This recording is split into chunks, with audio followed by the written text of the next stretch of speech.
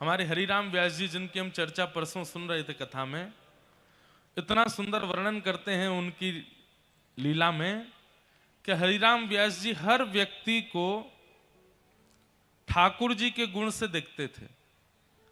अगर कोई क्रोधी है तो हरिराम व्यास जी कहते जय हो परशुराम जी आ गए, प्रणाम करो। अगर कोई हाइट में छोटा है, कई लोगों की हाइट ज्यादा बढ़ नहीं पाती, 3, साढ़े 3, 4 फीट पर ही डी एंड हो जाते हैं, उनको देख करके लोग कहते हैं देखो नाटे रह गए, छोटे रह गए। लेकिन हरिराम व्यास जी जब छोटे लोगों को देखते तो कहते ओहो जय हो, बड़ी कृपा। बोले क्या हुआ? बामन भगवान आए हैं, छोटे से हैं। कोई बहुत श्याम वर्ण का है तो कृष्ण है, कोई बहुत गंभीर है तो राम है। हरिराम व्यास जी किसी को भी दोष दृष्टि से नहीं देखते थे, सब में ठाकुर जी का अनुभव। ठाकुर जी जब जीवन में आएंगे तो ऐसे ही हो जाओगे, सबकी खूबियां दिखने लगेंगी, सबकी अच्छाइयां दिखने लगेंगी। ठाकुर जी जीवन में आएंगे तो मौन रहना शुरू कर दोगे। एक बात बताएं आपको, सारी लड़ाइयों की जड़ क्या है? बोलना। सारी लड़ाइयों की जड़ है लूली बाई। हमने जीव का नाम रखा है लूली बाई। कौन सी बाई? हाँ, इनके अंदर एक भी हड्डी नहीं है, लूली बाई है, पर पूरी हड्डियां तोड़वाने की सामर्थ्य रखती हैं। आपकी सारी हड्डियां ये तोड़वा सकती हैं, आपके पूरे जीवन को नरक बना सकती है ये लूली बाई। चाहे आप कितनी भी कैल्शियम की गोलियां खा लो, सब जगह की हड्डियां मजबूत हो जाती हैं, पर ये लूली ही रहती हैं। परंतु इनके कारण आपका जीवन बिगड़ जाता है, बन जाता है, श्रेष्ठ हो जाता है, सब कुछ होता है। नरकगामी भी यही करवा देंगी और भगवत प्राप्ति भी यही करवाएंगी। इसलिए ये बहुत खतरनाक है। जब इनसे कुछ कहने की इच्छा कम हो जाए, मौन रहने का मन होने लगे, और मौन व्यक्ति दो स्थिति में होता है, या तो अत्यंत दुखी व्यक्ति मौन होता है, या फिर अत्यंत विवेकी व्यक्ति मौन होता है। जिसका ज्ञान पच जाता है ना, जैसे ज्ञान की भी अपच होती है कई लोगों को। ज्ञान की अपच कैसी होती है? ज्ञान लेने के बाद सबको सुनाने का मन हो जाए। ओ सुनो, तुम बैठो, हम तुमको एक बात बताते हैं, तुम इधर आओ, तुमको एक बात, तुम क्या जानो, हमसे पूछो। ये ज्ञान की अपच है। और ज्ञान का पाचन जिनका हो जाता है वो कैसे हो जाते हैं? नहीं नहीं, आप जो कह रहे हैं वही ठीक है, वही बढ़िया है। और फिर जब पूरी सभा हो जाती है तब 2-4 गुणी लोगों को बुला, भैया देखो इन्होंने जो कहा सब ठीक है, आप इनकी बात तो माननी है, परंतु मूल बात ये है।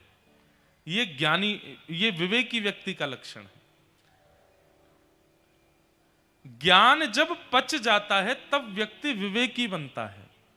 और हमारे गोस्वामी तुलसीदास जी कहते हैं, बिनु सत्संग विवेक न होई, राम कृपा बिन सुलभ न सोई। मेरे सागर के भैयाओं, तुम्हारे हाथ जोड़ूं, ये एलईडी पे तुम चढ़ गए हो, किसी पे गिर गई तो भैया नीचे आ जाओ, ऐसे मत करो। बेचारे कई लोग तो एलईडी को ही व्यास जी समझ के कथा सुन रहे हैं, पता चली थोड़ी देर में व्यास जी कूद पड़े ऊपर से। वहां करंट होगा, कोई तार वार लग जाएगा।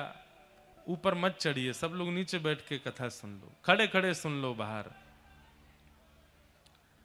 खड़े रहने दो, बस एलईडी के ऊपर मत चढ़ो। हाँ, धन्यवाद आपका, जय हो। वाह भैया, अगली बार 3 पंडाल बनवा देंगे, एक यहां, एक इधर, एक इधर, फिर बैठना आप।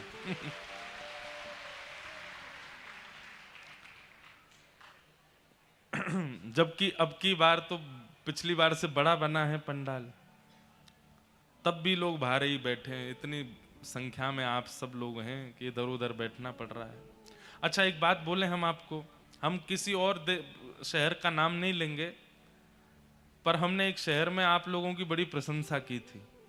हमने कहा, मैंने कि देखो अपने क्या कहते हैं सागर में 50,000 लोग आएंगे, लेकिन आप देख लेना सुई गिरोगे तो उसकी आवाज भी आ जाएगी, इतनी शांति से सुनते हैं। वो बात अलग है, एलईडी वगैरह पे चढ़ जाते हैं ऊपर, पर वहां भी शांति से ही सुन रहे हैं। देखो खड़े हैं लेकिन शांति से सुन रहे हैं, कोई हल्ला नहीं। ये अच्छा लगता है। सागर के लोग बड़े अच्छे हैं, बहुत बढ़िया। तो नहीं तो कई जगह तो इतनी भीड़ में हल्ला ही होता रहता है। बाहर मेला लगता है तो मेला से पीपनी और ले आते हैं, उसको बजाते रहते हैं कथा में। कथा कहने के लिए व्यास जी को जो माहौल चाहिए वो सागर में अच्छा प्रकट हो जाता है, इसलिए हम कथा कह पाते हैं। नहीं तो टाइम पास होता है, 3 घंटा कब पूरे हो हम भी प्रणाम करके चलें। यहाँ के लोग सुनते हैं, अच्छा लगता है। बस कोई घटना ना घटे इसका ध्यान रखना। हाँ, तो क्या बता रहा था मैं? ज्ञान की अपच। कई लोगों को ज्ञान पचता नहीं, और जब ज्ञान पचता नहीं है तो वो क्या करते हैं, सब जगह अपना ज्ञान बताते रहते हैं, देते रहते हैं। पर ज्ञान जिसका पच जाता है, ज्ञान की पाचन से ही विवेक बुद्धि प्रकट होती है, और विवेकी व्यक्ति शांत रहता है, कम बोलता है, अल्प वचनों से अपनी बातों को पूरी करता है। जिसको एक बात समझाने के लिए 4 पैराग्राफ चाहिए, वो भी व्यक्ति विवेकी नहीं। अपनी बात समझाने के लिए शब्द चाहिए, बस कुछ शब्दों में अपनी बात की पूर्णता कर दे, उसको विवेकी कहते हैं। और ऐसा व्यक्ति मौन रहता है, शांत। आपको पता है व्रत 2 ही होते हैं, एक तो अन्न का व्रत और एक मौन व्रत। इन दोनों का व्रत क्यों किया जाता है पता है आपको? क्योंकि इन दोनों से ही हमारी आयु घटती है। अन्न जितना खाएंगे उतनी आयु घटेगी, और जितना बोलेंगे उतनी आयु घटेगी। जब हमने ये बात सुनी तो हमने सोचा भाई हमारी आयु तो फिर बहुत जल्दी घट जाएगी। 4 घंटा तो हमको बोलते ही रहना है नॉन स्टॉप, गाना भी है, बोलना भी है, उसके अलावा भी आगे पीछे बोलना। तो हमारे गुरुदेव ने एक बहुत अच्छी बात कही,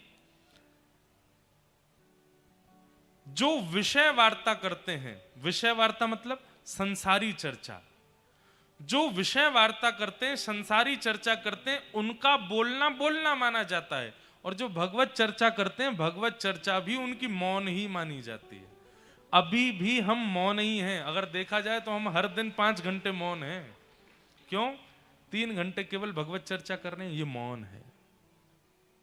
इसमें आपका मौन टूटता नहीं है, इसमें वाणी की जो खपत होती है वो होती नहीं है। ये मूलतः श्रेष्ठ ही है। तो इसलिए कम बोलिए। मौने च कलहो नास्ति, एक नियम हमारे कहने से अगर सागर वाले बना सकें तो हम आपको सत्य बता रहे हैं, आप वो प्राप्त करेंगे कि आप हमको याद रखोगे। दिन भर में 1.5 से 2 घंटा सूर्य उदय और सूर्य अस्त के बीच में मौन होना शुरू हो जाइए।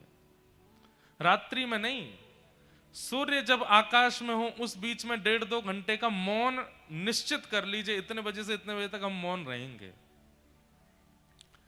और मौन का मतलब ये नहीं है कि मुख से तो बोल नहीं रहे लेकिन मैसेज चल रहे हैं धुआंधार, व्हाट्सएप चल रहा है, फेसबुक चल रही है। नहीं, मौन का मतलब है कि किसी भी प्रकार के विचारों का आदान प्रदान होना ही नहीं है। वो मौन आप अनुभव करेंगे, एक विशिष्ट शांति, एक विशिष्ट धैर्य चित्त में आएगा, एक विशिष्ट ठहराव आपके जीवन में आने लगेगा मौन से। तो ठाकुर जी जीवन में आएंगे तो क्या होगा? सबसे पहला संग्रह का मन नहीं होगा, लुटाने का मन होगा। ठाकुर जी जीवन में आएंगे तो क्या होगा? दोष दिखने बंद होंगे, गुण दिखने प्रारंभ होंगे। ठाकुर जी जीवन में आएंगे तो क्या होगा? कौन कोई चिल्ला रहे हैं वहां पे, उनको कह दो धीरे बोलें थोड़े। ठाकुर जी जीवन में आएंगे तो क्या होगा? मौन रहना प्रारंभ कर दोगे। और एक अंतिम बात बता दूं, ठाकुर जी जीवन में आएंगे तो क्या होगा? नेत्र अत्याधिक सजल ही रहेंगे, नेत्र सूखे नहीं रहेंगे।